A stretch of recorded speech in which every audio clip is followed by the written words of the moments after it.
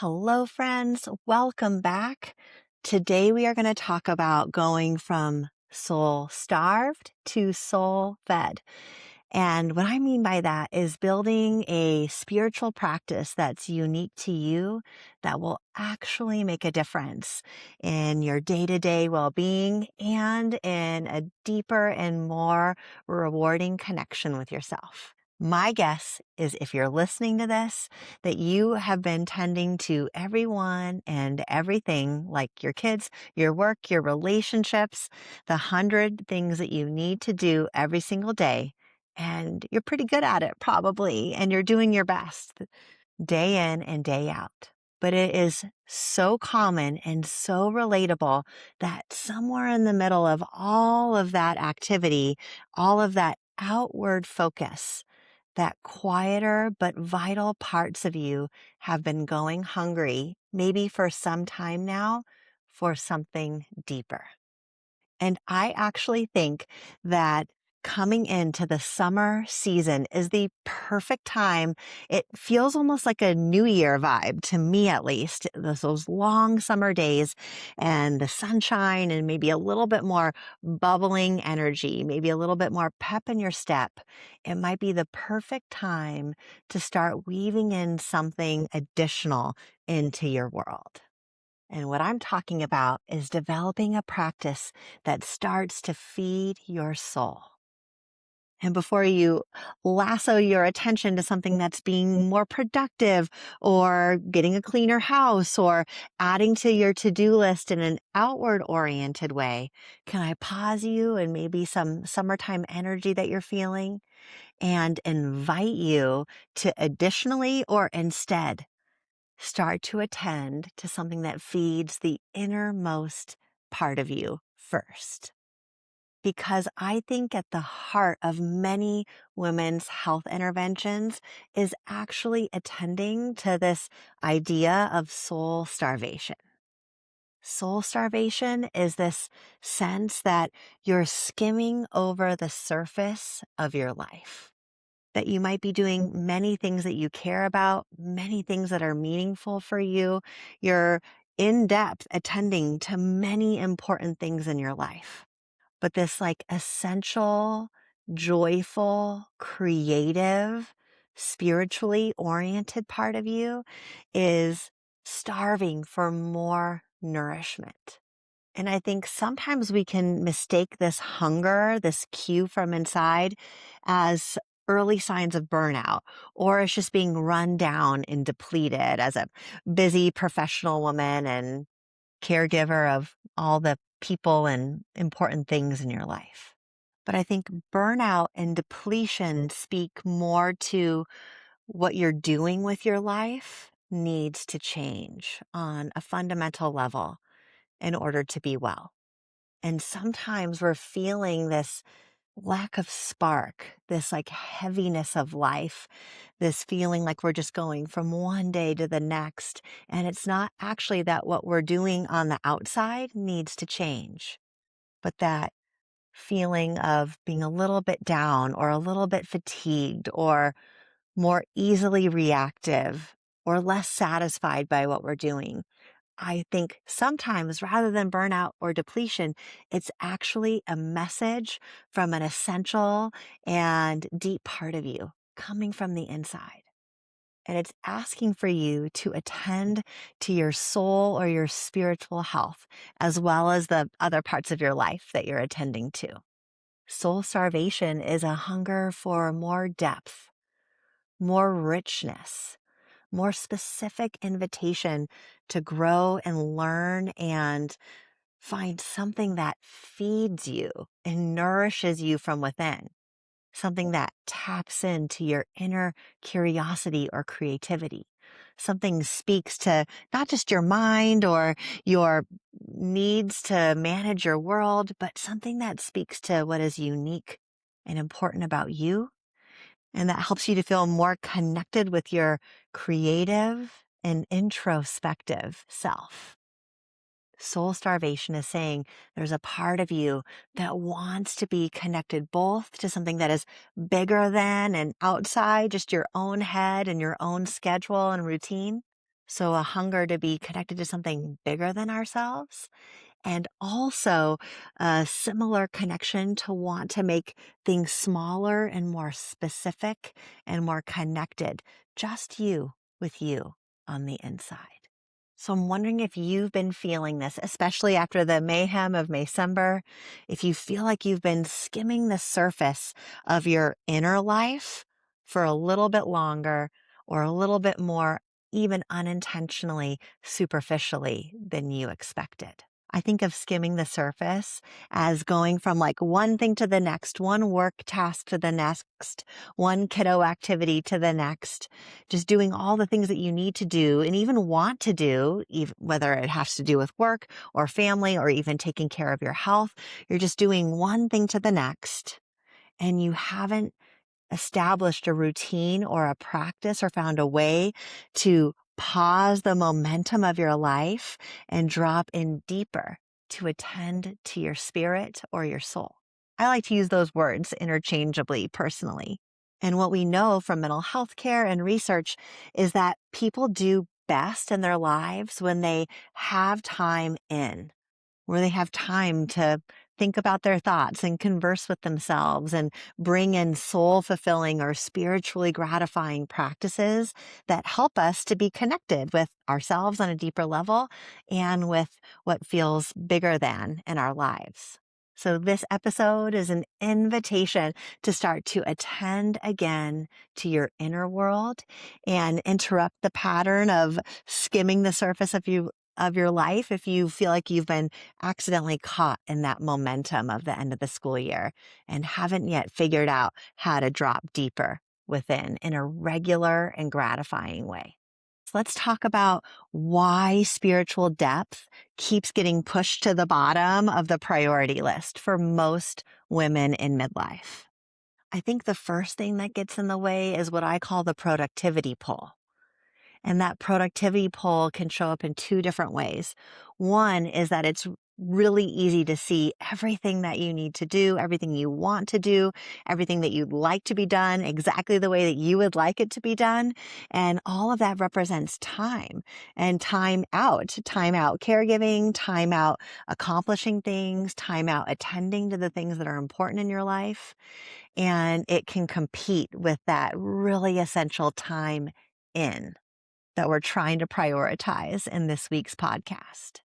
The second way the productivity pull shows up, and I think this is really common. I'll be really curious to hear from anyone listening if you can relate to this. I've been having some conversations with women in the Vibrant Mom Collective this month about this productivity pull and what gets in the way and what perpetuates that skimming the surface phenomenon. And without a doubt, like 10 out of 10 conversations I've had, what happens for some women is that stillness can start to feel, once you arrive there, like wasted time.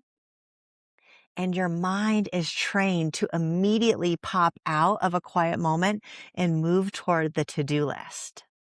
So what this looks like is that you have dedicated a period of time to do time in.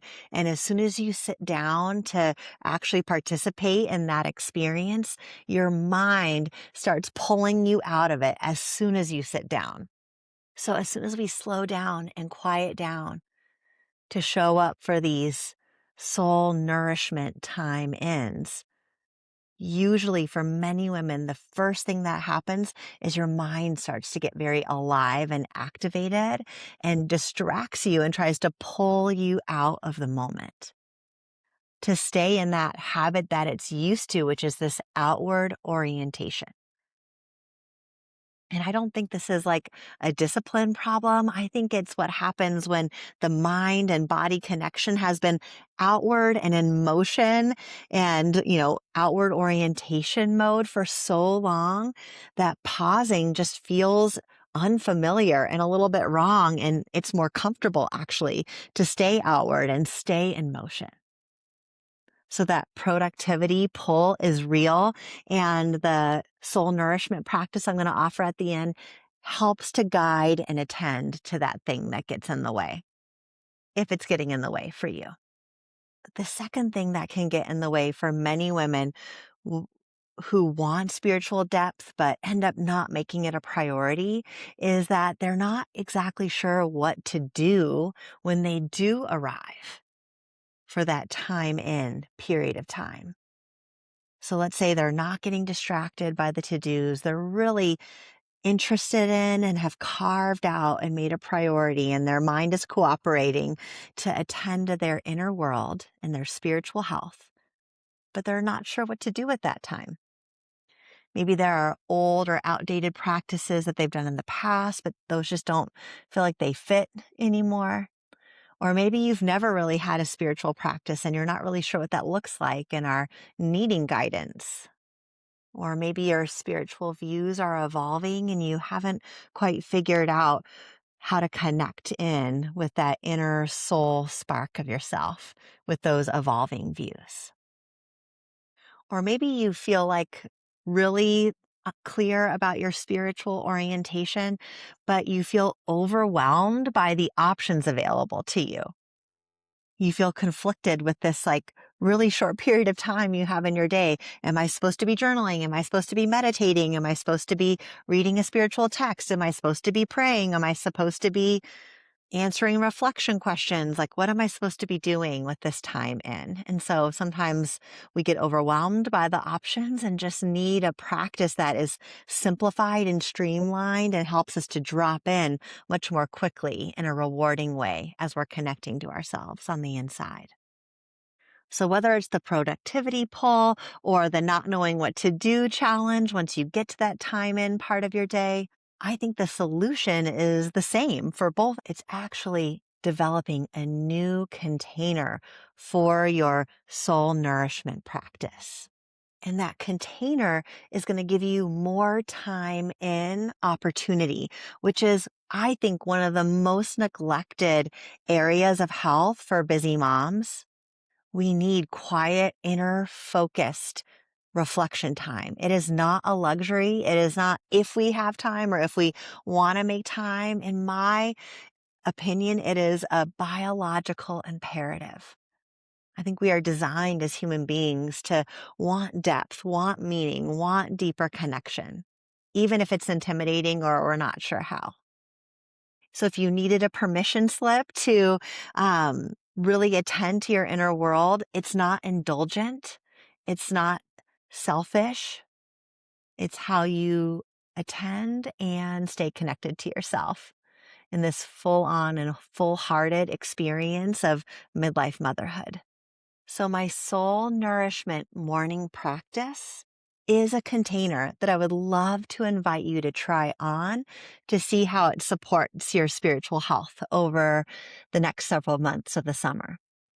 And before I tell you what you could be invited to do during that time, I want you to think about when it would make sense to do it in your day-to-day life. This practice has two parts. It's a short daily practice and then a weekly or every other week longer format practice. And both of these practices serve as a consistent signal to yourself, like, this time is mine. This is my soul nourishment time. My feeling of joy and fulfillment and deeper connection with myself will come by prioritizing this time. And I think with more consistent practice, it's easier to drop into these times and it's easier to get more out of the times. So with repetition comes competency. So the more you repeat these practices, the easier they will be to resist that outward pull and the easier it will be to kind of know what it is that you want to do with that time in time. For the first part, we're looking at that short daily window. And it's okay if you don't do it every single day, but I recommend that you look maybe during the work week, 5 days a week, a window of time. I'm thinking 10 minutes. Of course, it can be longer if you have longer or want to give it longer, but think about a 10-minute window of time that you could dedicate to this soul nourishment time in practice. The most common windows of time I hear women saying are working well for them is early in the morning with their first cup of coffee before anybody else in the house wakes up. right after you dropped off your kids or kiddos at their daycare or their school, or right after they've left the house before you need to start into your workday. And if your morning routine includes dropping your kids somewhere and then driving right to work, I recommend seeing if you can do your time in practice and have all your materials in your car. Or if you take public transportation, bring them with you. And rather than kind of getting prepped for the day with email or phone calls, you can dedicate 10 minutes of time before you actually step into your office or place of work.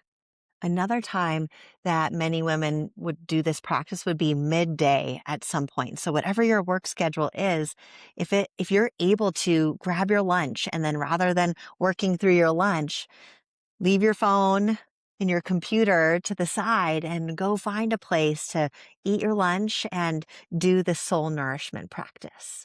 Or, of course, it could be the bookend to your day, like an evening reflection time, something you do in the quietness after everybody's asleep and you're kind of winding down for the evening.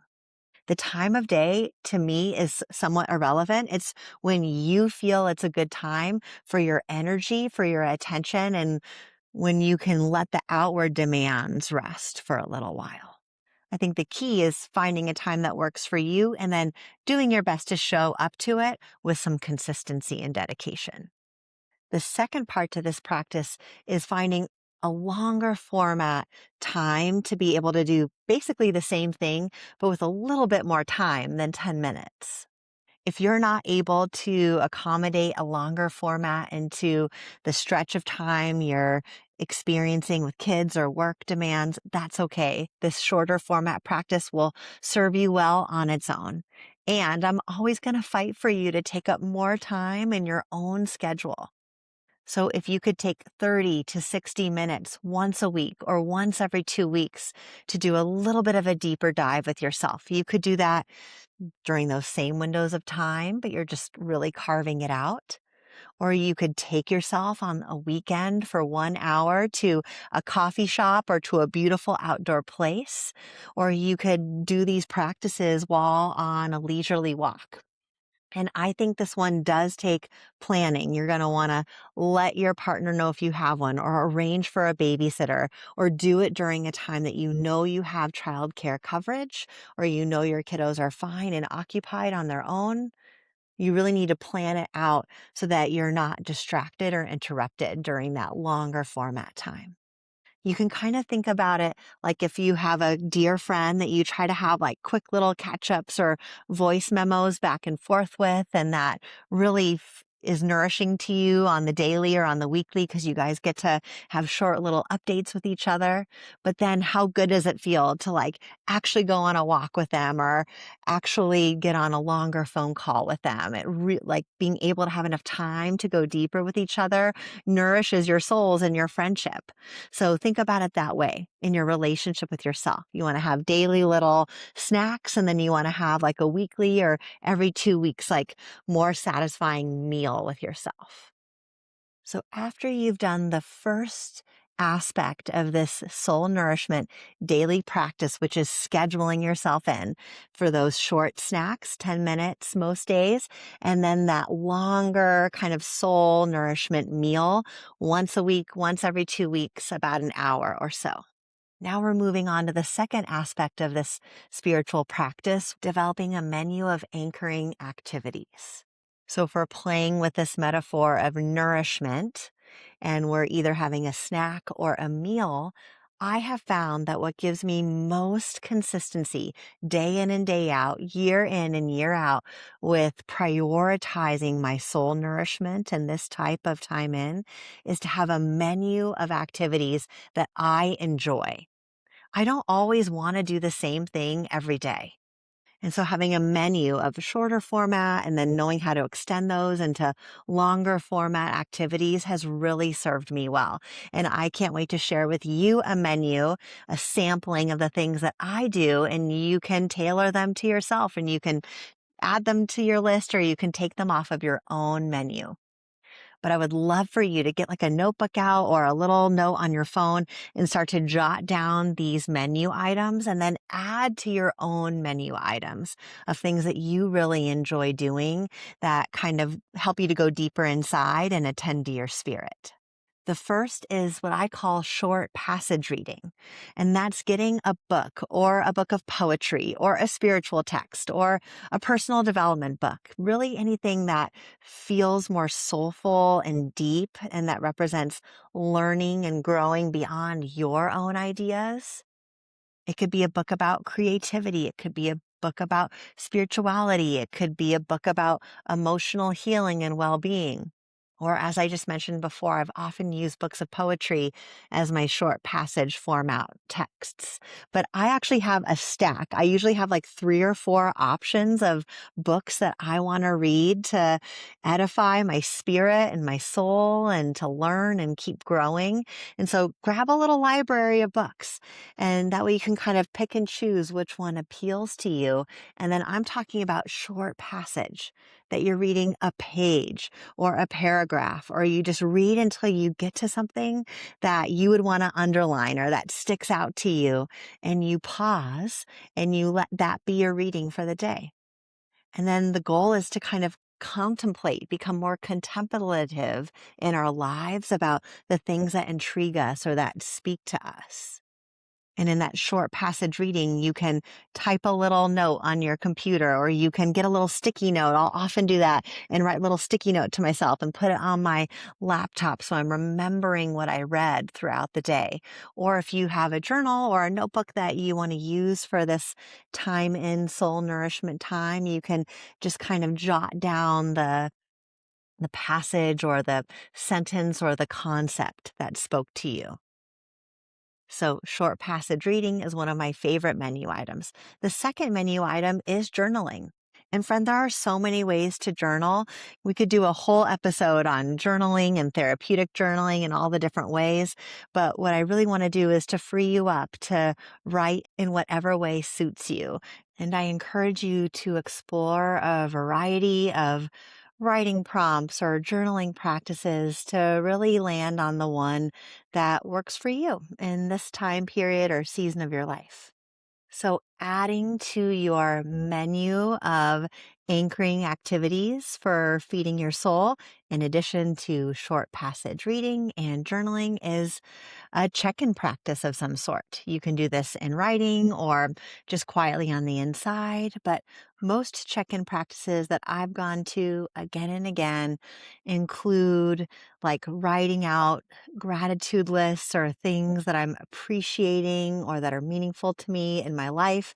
And then also kind of writing out lists of small wins or meaningful successes that have been occurring recently.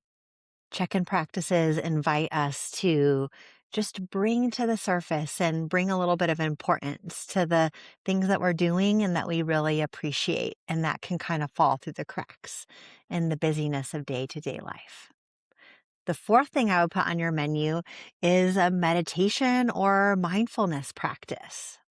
This can be something that you're doing formally, like following an app and following a mindfulness or meditation program, or it can be something that you do informally as a part of your stress management and also soul nourishment practice. So informally, it could look like just going outside and asking your mind and orienting your mind over and over again to come back to just paying attention to the present moment and immersing yourself fully in what you're doing, like drinking a cup of tea or walking outside and letting the sunshine come onto your face. Meditation or mindfulness practices don't work well for everybody, but if they do work for you and there are guided practices you appreciate, I would recommend you putting them on your menu of options that you can do during your soul nourishment time. The fifth menu item on my menu is to do sensory grounding activities. It's kind of like a way of doing mindfulness, but it's using your senses in order to help you signal safety to your nervous system and to pay attention to sensory information that you enjoy in your environment that helps you to feel a little more spacious and grounded and freed up to be in the present moment. And I have one of my favorite sensory grounding practices in my Vibrant Mom toolkit. It is free. You can access it on my website. I'll make sure it's linked below, but I have recorded an audio for you for a walking sensory grounding practice. So if you're wanting to do some soul nourishment, but you don't necessarily want to sit down and write anything down, you can take yourself on a walk and get out of your environment, and you can follow my cues for my favorite sensory grounding. And then the last two items on my menu, and that I'm offering to you to consider for yours, are music and a little bit of creative doodling or coloring. A reminder, you can do any one of these menu items on their own, and that can be your one and done thing that you're doing for your daily soul nourishment. But if you want to do a combination of things, and especially if you're trying to have a longer period of time that you're turning inward and investing in this quality time in, it could be helpful to have a variety of things that you're doing during the time. And I find that music and a little bit of creative art or doodling can be really helpful. You can turn the volume up really loud if you're wanting to listen to music, or put on noise canceling earphones and either lay down and let the sounds and the lyrics kind of like wash over you. Or you can also get up and move around and shake it out and dance it out and kind of sing at the top of your lungs. And when you're singing along to music that is meaningful or uplifting or interesting to you, you're actually pacing your breath to have an extended exhale, which has additional mind-body connection benefits. So I encourage you to experiment with bringing music into your spiritual practice. And then the creative doodling or the coloring, I latched into this when I was leading retreats for women, maybe like a decade ago. And we had an option during the morning mindfulness practice to get like an adult coloring page. And we had like fresh, sharp, colored pencils. And I was surprised and then not surprised by how many women chose that as their activity. We would listen to music and we would have like little like art time. And it can be a time if you're focusing on what you're doing. It can just be a way to extend that time with yourself and keep your hands busy so your mind can attend to whatever it is that you're wanting to reflect on or sit with internally for just a little bit longer. So full transparency, my typical soul nourishment practices are usually short passage reading and journaling. And then sometimes I add any one of those other ones into my practice, just whatever feels right to me. So a reminder, there's no one perfect ritual or perfect practice or daily ritual. It's just about finding the things that suit you and that you're drawn to, and making sure you have those materials available to you and that you've really dedicated a time in your calendar to step into the container that represents just taking a little bit more time to connect inwardly and feed your soul. If I'm missing any like amazing soul nourishment items that you think I need to have on my menu, please let me know. I would love to hear from you. And I also can't wait to hear if at the beginning of the summer you have been able to start a new ritual that includes this really precious and sacred time in to promote your spiritual health and also just your mental health and a feeling of deeper joy, creativity, and fulfillment in your day-to-day life. If you are listening all the way to the end, thank you so much for your time and attention, and I cannot wait to connect with you again next week.